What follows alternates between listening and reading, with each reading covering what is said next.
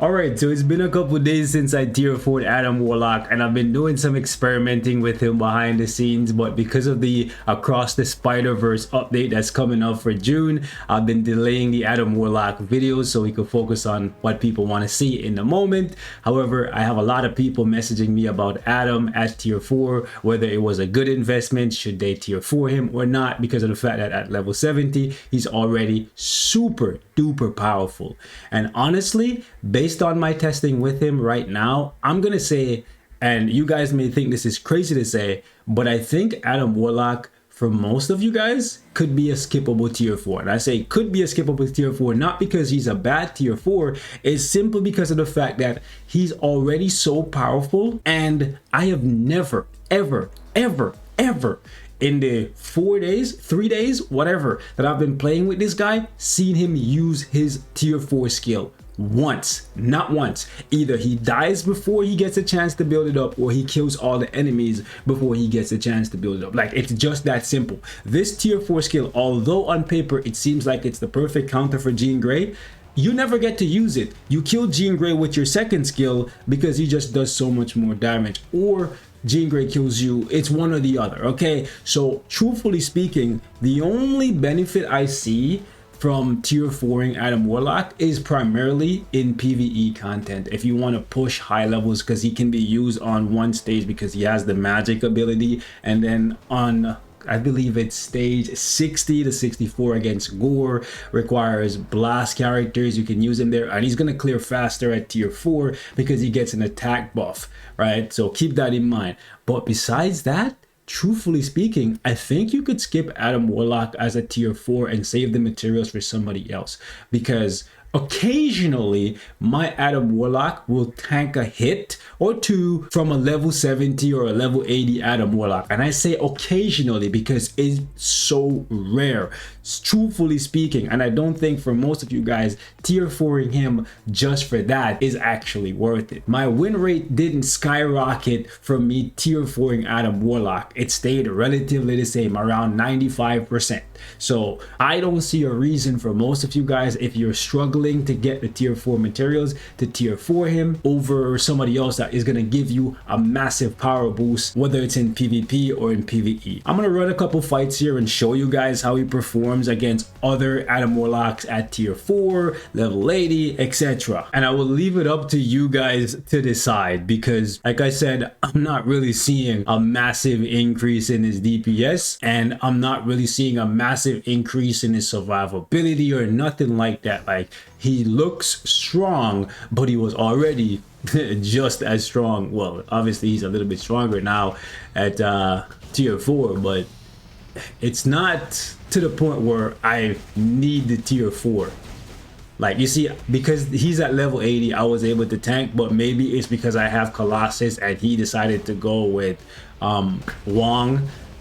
But truthfully speaking, it's one of those things where you already have so much power at level 80 that maybe you could go without a tier 4 and give it to somebody else who actually needs the tier 4. Like in the case of Jean Grey, Jean Grey gets offered a tier 4 buff like almost every rotation. Like, it's easier for you to get off Jean Grey's tier 4 in timeline battle than Adam Warlock's tier 4, because the enemies just die so fast. He doesn't use very many skills. He uses like 3 skills and then the enemies are dead. So you can see he's surviving a little bit better. This is literally the one thing I've noticed. And I'm not using like a survivability CTP. I'm still just using him with a CTP of energy, a mighty one, right? Like, look how long my Adam Warlock stayed alive for, and at no point, well, we almost got to the tier 4, but there was no way we were going to get to the tier 4 before Jean Grey died. Like, it just wasn't going to happen. So because of that, I really don't think you need to tier 4 him. You could tier 4 him because he's very powerful and you like him, and he's going to just be a little bit more tanky and have a little bit more damage, but it's ultimately your decision if you have the resources. We're so close to another update. I have a video coming on what I'm going to be doing regarding, well, I may drop it before this, you may see it before this. So yeah, it has to do with Miles, and regardless of if he doesn't change PvP, then I don't see realistically a need for me tier 4 him. So maybe some of you guys will be in that situation as well, where you're like, you know what, maybe okay, Somehow I got clapped up by Gore. That sucks. Kill Ancient One. Nope. Okay, Ancient One kills us. Okay, cool. Alrighty. So that was happening to me at level 80, and it will keep happening even at tier 4. You know, it's all about timing.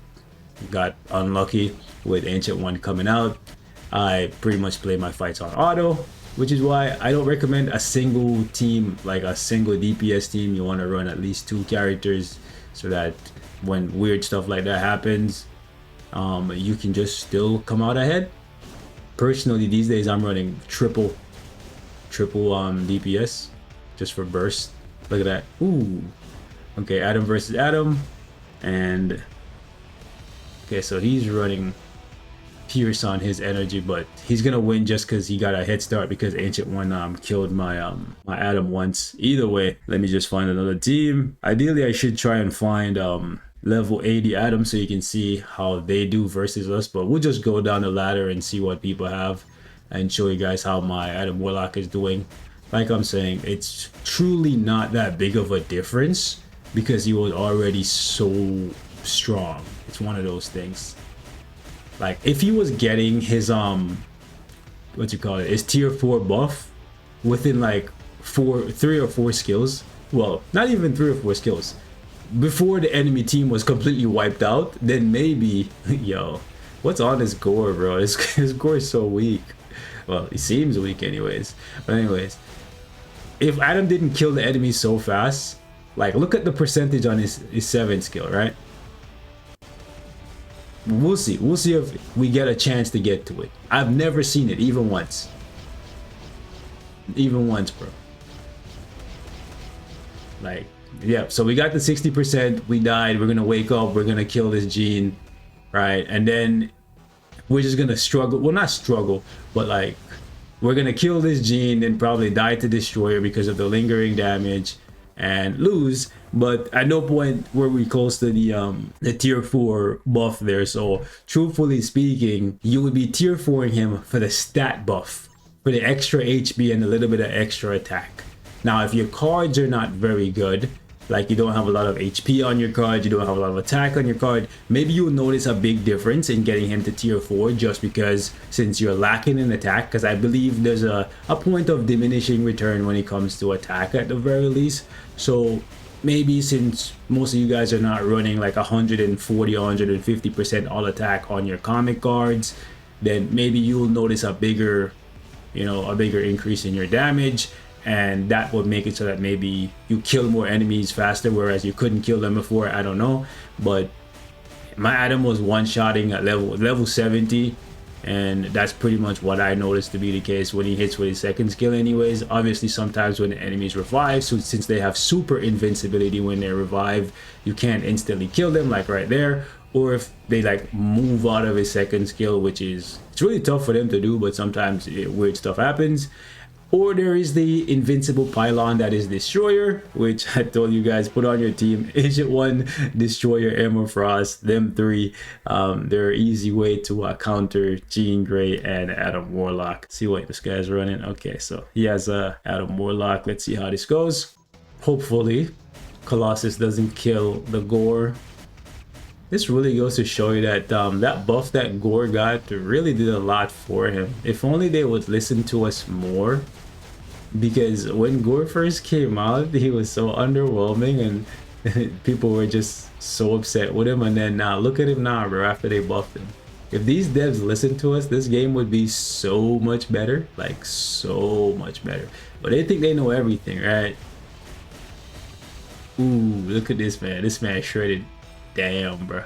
You know one thing I noticed, which is kind of annoying, when you're playing Adam Warlock, or at least when Adam is playing from your side, he always does some goofy stuff. But then when the AI is playing him, he all of a sudden then he's like an unkillable god, the most toxic character in the game. But then when my Adam is attacking, I'm like, yo, what is this goofy stuff you're doing? Like sometimes you just like be punching air instead of using his 2nd skill, you know? I'm actually surprised we were able to tank a tier 4 Adam Warlock there, but I have more HP than him. As you can see, I have 30k more, so I guess that was the difference between me and him. So I guess it really just comes down to your cards and how well they are built. And maybe it's not just about the tier 4. It's up to you. Do what you want. But I think the next tier 4 is a skippable tier 4 for most people. If they don't make Miles, because Miles is the next tier 4, right? If they don't make him a PvP powerhouse, he's a skippable tier 4. So if he's a skippable tier 4, then maybe go for Adam, and you know, then you can kind of balance it out, like skip one, get one, skip one, get one. See, it's so inconsistent. Anyway, sometimes you win, sometimes you lose. That's how it goes. Anyways, I'm gonna wrap it up here. Leave me your thoughts in the comments. Obviously, I could use a much better team, but I wanted to make this video solely focus on Adam Warlock's performance, and running him with 2 supports I find to be the best way to do it.